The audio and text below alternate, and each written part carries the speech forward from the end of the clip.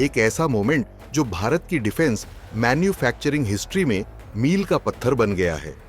एक ऐसी उपलब्धि जो सिर्फ एक कंपनी या एक प्रोजेक्ट की नहीं है, बल्कि यह भारत के सपनों, उसकी रणनीति और आत्मनिर्भर भारत की दिशा में एक निर्णायक कदम है।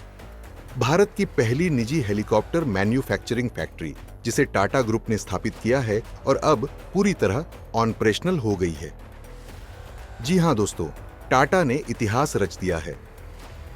चलिए जानते हैं कैसे, कहां और क्यों ये फैक्ट्री भारत की सुरक्षा, विदेश नीति और रक्षा उत्पादन को बदलने वाली है विस्तार से। सबसे पहले जानते हैं कहां बनी है ये फैक्ट्री। दरअसल भारत की यह पहली निजी हेलीकॉप्टर फैक्ट्री तेलंगाना के वारंगल जिले में बनाई गई है।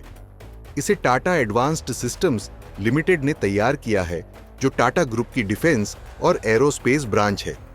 यह फैक्ट्री बेल टेक्सट्रॉन के साथ मिलकर बेल 407GXI हेलीकॉप्टर का निर्माण करेगी, एक मल्टी रोल हेलीकॉप्टर जो सिविल और मिलिट्री दोनों कामों के लिए इस्तेमाल होता है। सवाल यह है कि क्या है बेल 407GXI हेलीकॉप्टर?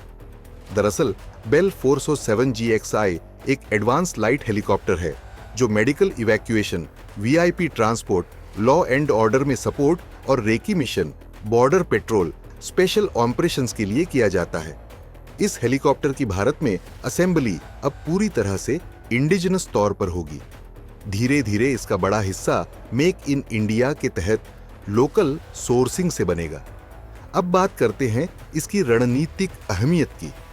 इस फैक्ट्री से भारत को क्या क्या फायदे होंगे? दरअसल यह फैक्ट्री प्रधानमंत्री मोदी के आत्मनिर्भर भारत विजन का जीता जागता उदाहरण है। भारत अब हेलीकॉप्टर सिर्फ खरीदने वाला देश नहीं रहेगा, अब बनाएगा भी, वो भी अपनी जमीन पर। TASL के मुताबिक 70% तक हेलीकॉप्टर निर्यात के लिए बनाए जाएंगे, यानी भारत अब डिफेंस एक्सपोर्टर बनने की राह पर है। UAE, वियतनाम, मलेशिया जैसे देशों में इस हेलीकॉप्टर की डिमांड है। यह फैक्ट्री हर साल 30 से 40 हेलीकॉप्टर बना सकेगी। इससे हजारों नौकरियां पैदा होंगी। साथ ही भारत के इंजीनियर्स को हाई एंड एविएशन टेक्नोलॉजी की ट्रेनिंग मिलेगी। टाटा ग्रुप सिर्फ ऑटोमोबाइल्स या IT तक सीमित नहीं है। पिछले 15 सालों में उन्होंने डिफेंस और एरोस्पेस में जबरदस्त विस्तार किया है।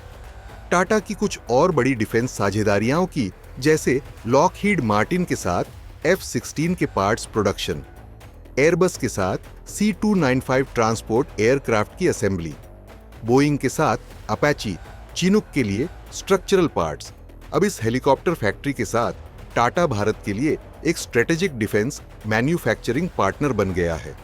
अब ये सवाल उठता है कि अगर टाटा हेलीकॉप्टर बनाएगा तो हिंदुस्तान एरोनॉटिक्स लिमिटेड और DRDO का क्या होगा?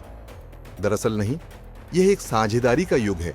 HAL पहले से ही ALH ध्रुव और LCH प्रचंड जैसे स्वदेशी हेलीकॉप्टर्स बना रहा है, लेकिन निजी कंपनियों को लाने का मकसद है प्रोडक्शन स्केल बढ़ाना, नई टेक्नोलॉजी लाना और मार्केट का विस्तार करना।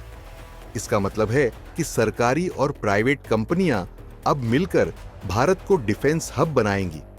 भारत की यह उपलब्धि सिर्फ इकोनॉमिक नहीं है, यह जियोपॉलिटिकल भी है। चीन को साफ दिख रहा है कि भारत अब सिर्फ आयात नहीं करेगा, खुद बनाएगा। पाकिस्तान की एविएशन इंडस्ट्री अब तक सिर्फ JF-1 तक सीमित है, वह भी चीन की मदद से। भारत की तुलना में उनका प्रोडक्शन इकोसिस्टम बहुत कमजोर है। यह फैक्ट्री भारत को दक्षिण एशिया का डिफेंस मैन्युफैक्चरिंग पावर बना सकती है। बेल टेक्सट्रॉन अमेरिका की कंपनी है और अमेरिकी सरकार इस जॉइंट वेंचर को फुल सपोर्ट कर रही है। यह अमेरिका की इंडो पैसिफिक नीति का भी हिस्सा है। अमेरिका चाहता है कि भारत एक मजबूत रक्षा साझेदार बने और इंडो पैसिफिक में चीन को कंटेन करे। इस तरह की मैन्युफैक्चरिंग डील्स अमेरिका और भारत के रक्षा संबंधों को और गहरा करती है। कुल मिलाकर भारत अब डिफेंस मैन्युफैक्चरिंग की दौड़ में सिर्फ भाग नहीं रहा, वो दौड़ अब भारत की जमीन पर शुरू हो चुकी है।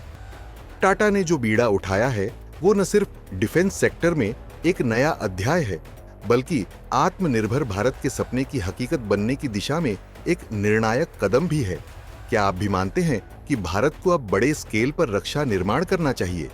क्या HL और टाटा को साथ में मिलकर अगला स्टेप उठाना चाहिए? हाँ या ना, में अपने विचार हमें कमेंट्स में जरूर बताएं।